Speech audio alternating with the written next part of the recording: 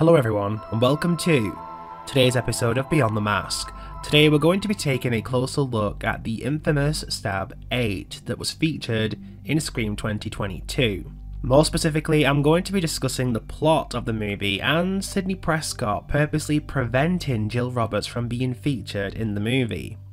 Following the death of Jill in Scream 4, the whole discussion surrounding the Woodsboro murders were a talking point once again. It's safe to assume over the years, the Stab franchise had received an enormous amount of in-universe criticism for their potential role in instigating killers to commit murders similar to what they were seeing in the movie. The Stab franchise spawned 7 movies, following the first movie's release in 1998. After the third, however, the movies became solely a work of fiction. So following Scream 4, an 8th movie was made and was incredibly divisive in universe, so much so, the motives of the Scream 2022 killers Richie and Amber stems from their hatred for Stab 8. So what was this movie about? The details may be slim, but there are elements from the movie, interviews with radio silence and Easter eggs that allow us to paint a clear picture of what went on in this movie. The first thing I believe is likely is that Stab 8 was a loosely adapted version of the events of Scream 4. There are several hints to suggest this, one being that Wes Hicks states his mother, Judy, is a character in the Stab franchise and her inclusion would only be explained if she was included in Stab 8. The biggest hint is that the flamethrower Ghostface we see in the clips for Stab 8 actually is stated to be named Charlie. This isn't a coincidence, as Charlie Walker was the accomplice of Jill Roberts in Scream 4. So if Charlie is a killer in the movie, surely that must mean that Jill is also, right? Well, Scream 2022 features some dialogue that confirms that Sidney Prescott isn't featured at all in Stab 8. It's stated in Scream 4 that Sidney also sued the studio for attempting to make any more movies about her.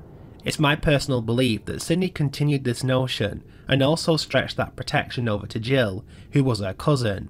The reason it's likely that Jill isn't featured in Stab 8 is because radio silence confirmed that Charlie is the killer in Stab 8 with no mention of Jill at all, which is a huge detail that surely would have been mentioned if she was featured somehow.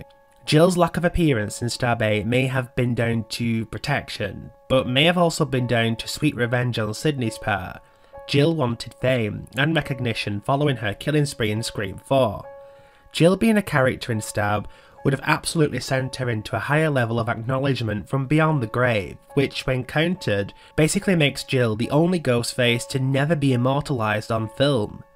I find this detail extremely interesting, as it shows Sidney had had enough of her past with the Ghostface attacks and so on, and fought hard for her own family name to be kept out of the limelight for good following Scream 3. Jill's attempt to become famous had little effect thanks to Sidney. I'm currently writing some Scream novelisations at the moment, and one of the dedicated chapters deals with the aftermath of Jill's killing spree, and there is a section that shows Sidney preventing Jill's after-death stardom in more detail. If you'd be interested in hearing more on that, be sure to let me know. And that's it for this video. If you enjoyed this content, don't forget to like, share and subscribe. I'll see you guys in the next video. Until then, I don't need friends, I need fans.